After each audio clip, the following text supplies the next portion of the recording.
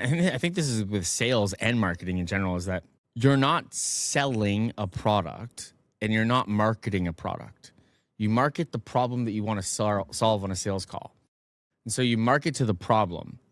And so if you just break that down, right? You need to identify the problem that your product solves. And I'm not talking about,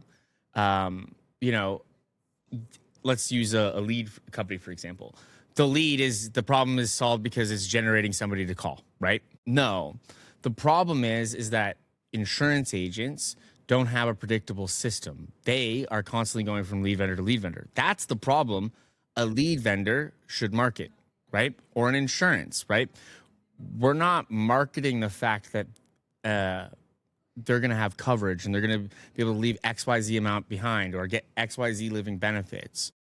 We're marketing the problem that's going to happen when they don't get coverage.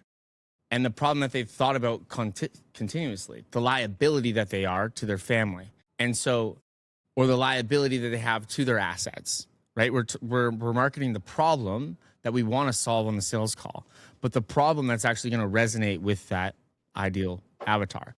So if you break that down even further, to understand the problem that you market on any ad to solve on a sales call, you have to understand the person that you're speaking to, because you need to understand what their true problems are.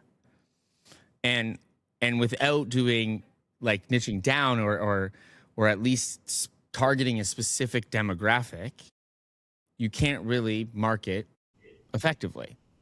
So what do I mean by that? Well, that's why there's final expense. That's why there's mortgage protection. At its core, it's still an insurance product. But marketers needed a way to package it to speak to a problem ultimately, and then the carriers built actual products around it eventually, right? And so at every core, it's speaking to a specific demographic to understand the problem.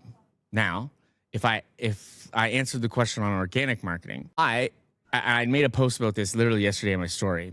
Especially in 2026, anti-marketing is the best way to generate business in now. What do I mean by anti-marketing? Is that I am not marketing any product. I'm only resonating with my viewers. And I might ask for something. Like I made a post, a reel yesterday, and we're looking for some annuity agents. I made a post like, if you're an annuity agent, DM me.